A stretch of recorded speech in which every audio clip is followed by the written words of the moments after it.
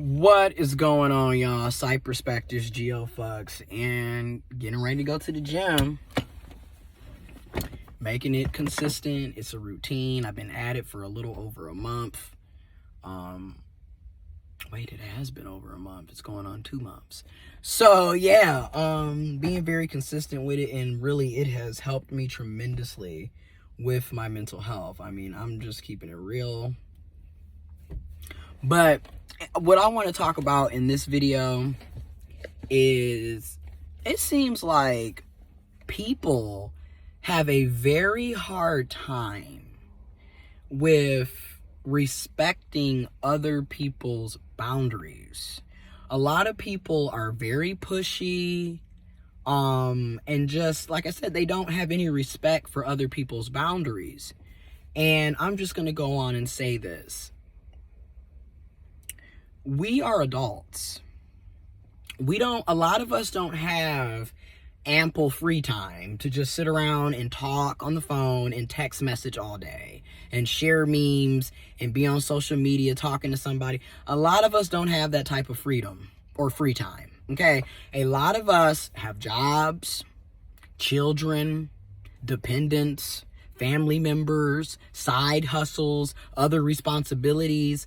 So we're not going to be spending our day looking at our phones, talking and texting all day. And I'm noticing it's a few people where it's like, you're always pushy, going against people's boundaries, and that's a red flag. You know, and that, I'm just going to keep it real. People who cannot respect other people's boundaries and always pushy, that's a red flag. And I don't care if that's your family member, your colleague, your friend, the person that you're in a romantic relationship with. People who are like that, that's a red flag. That's a flag on the play. Because you're going to realize, and then that's another thing. And I'm just going to keep it real. I've noticed people who have all of this free time, because like I had a situation this past weekend where the person was like, oh, are we in the same time zone? Oh, you work on a weekend? I didn't know. I'm not giving you a play-by-play on my work day or my day-to-day schedule. It's none of your business. And again, you don't respect people's boundaries. Then I had another person calls me out the blue. I don't pick up because, again, I don't pick up to random phone calls. You better learn how to text message because, one, I don't have time to be on the phone. I'm literally at work. Then I'm getting off work to go and take care of my grandmother and mother, make sure that they're good. Then I'm changing so I can get ready to go to the gym. And then I'm back in the car driving. I'm not going to be on the phone with you. You better learn how to text. Also, you want to play-by-play on people's lives. Second red flag. People who are always available. Never doing anything. Every time you turn around, they always want to hang out. They always want to do this. They're always basically bugaboos. You don't have a life of your own. That's what that says. Because how are you so preoccupied in what other people are doing that you're literally hyper-focused on someone else's schedule? You gotta start asking yourself these things. And the reason why I notice these red flags more and more now is because of the toxicity that I went through 4 years ago. Okay, once you've been through a toxic relationship or a situation, it's going to change your outlook on a lot of things. Because these are the red flags that I ignored 4 years ago that led me to dealing with a narcissistic individual. Okay, and that's why I'm like, red flag, red flag. Because that's how it was 4 years ago. This particular person always wanted to hang out, always was texting, double texting, and if you didn't respond through the text message, would hit you up on Facebook, hit you up on Snapchat, hit you up on Instagram, on various different platforms, messaging you, calling you back to back, leaving voicemails, just crazy shit like you don't have a life. Like your entire life evolves around them. And if he couldn't get in touch with you through the phone, through the social media, he would literally pop up at my house or pop up at my job. Like, this shit actually happened to me. And that's why when I see stuff like that now, oh no, honey, that's a red flag, and I'm out the door.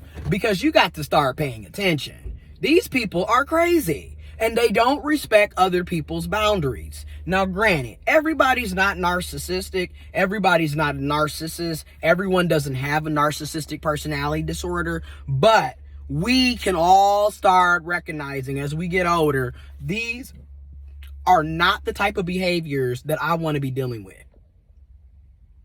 Okay? So what I've learned to do is to ignore.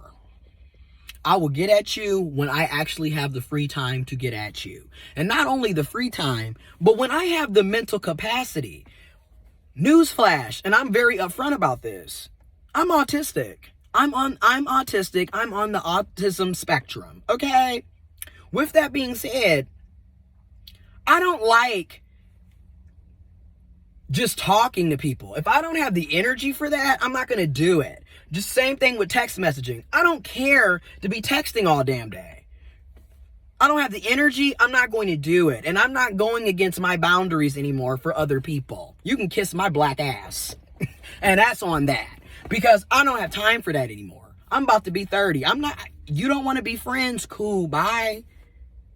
This isn't kindergarten. I'm not sitting up here looking for friends. I'm a grown-ass man. I got responsibilities and business that I'm handling. And number one, I'm a priority in my own life. I'm not sitting up playing second and third fiddle in my own life. I stopped doing that 4 years ago. So, like I said,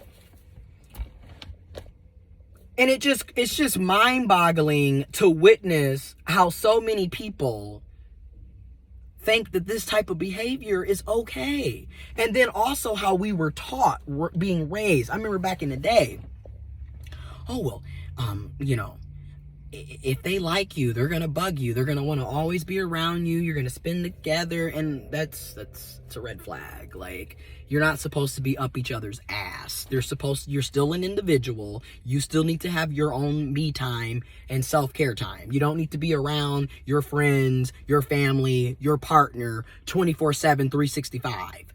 Okay? There needs to be healthy boundaries, and you still are an individual. You need to have your own life, and they need to have their own life.